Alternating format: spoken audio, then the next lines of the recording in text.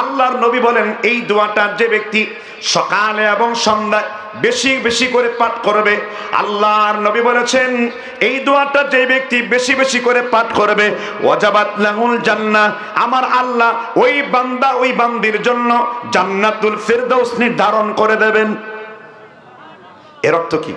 খালি মুখ দিয়ে পাঠ করে না, রাদিতু বিল্লাহি রাব্বান, আমরা রবকে আল্লাহকে রব হিসেবে পেয়ে আমরা সন্তুষ্ট, সুবহানাল্লাহ, এবং ইসলামকে দিন হিসেবে পেয়ে আমরা সন্তুষ্ট, সুবহানাল্লাহ, এবং মুহাম্মদ রাসূলুল্লাহকে আমাদের নবী হিসেবে পেয়ে আমরা সন্তুষ্ট।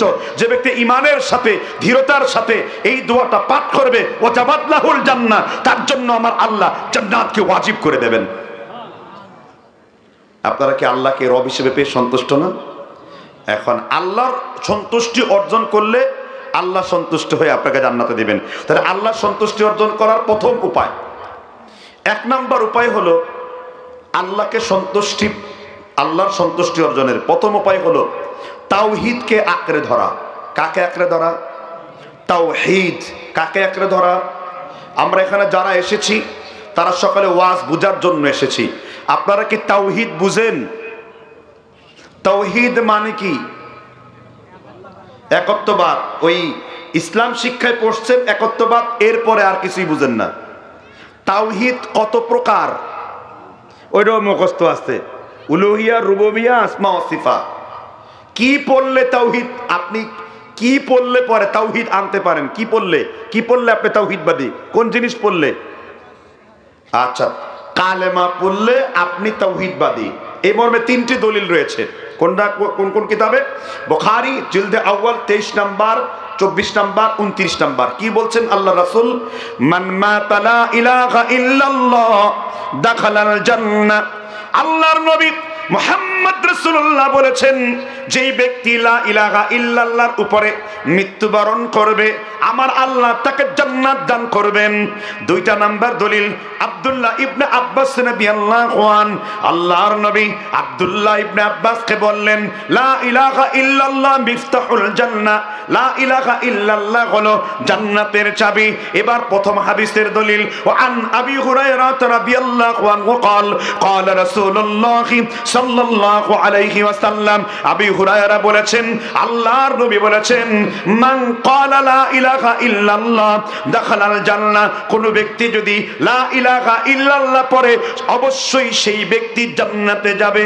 সুবহানাল্লাহ বলেন। লা ইলাহা ইল্লাল্লাহ বলে সে কোথায় যাবে? লা ইলাহা ইল্লাল্লাহ লিখতে কয়টা অক্ষর? 12টি অক্ষর। এই 12টি অক্ষরের মধ্যে কি আছে যে জান্নাতে যাবেন? আচ্ছা, এবার যে আপনি যে লা ইলাহা ইল্লাল্লাহ পড়েন নাই, আপনার কালেমা যে হরিচরণের কালেমা, আপনার কালেমা যে তোতা পাখি বুলিয়া আওড়ায়েঙ্গে, জাল ফেলেগা দানা ঢালেগা ফসনা নেহি, তোতা পাখি মুখস্থ করছে, দানা ঢালেগা জাল ফেলেগা फंसना नहीं। कलमा तो भाई सिर्फ तोता पाखी की बुलिया आवराएंगे नहीं है, कलमा तो शिरक की और कुफर की और तौगुत के साथ जान के लिए है। कलमा तौहीদের পক্ষে, কাফেরের বিরুদ্ধে, কুফরের বিরুদ্ধে, তগুতের বিরুদ্ধে, বেদাতকে জমিন থেকে মূলোৎপাটন করে দেওয়ার বস্তু। ঠিক কিনা বলেন? আপনি কালেমা বুঝেন নাই, আপনি যে বুঝেন না, এখন ইন্টারভিউ নেব আপনাদের। এতদিন চিরজীবন তো আওয়াজ শুনে শুনে বড় হয়েছেন, এবার ওয়াজ শোনার ব্যবস্থা করি আপনাদেরকে। বলেন কালেমা কয়টি? হ্যাঁ, কালেমা কয়টি?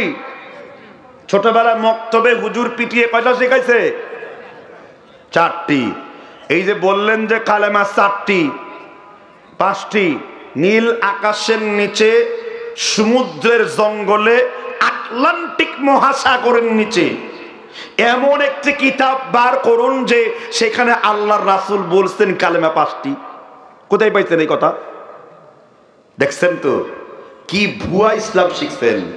আল্লাহ এক, রাসূল এক, দিন এক, কালেমা কি এক।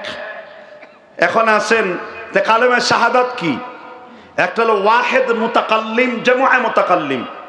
আমরা যখন বলি আশহাদু, আমি সাক্ষ্য দিলাম, আর আমরা যখন বলি নাশহাদু, আমরা সবাই কি সাক্ষ্য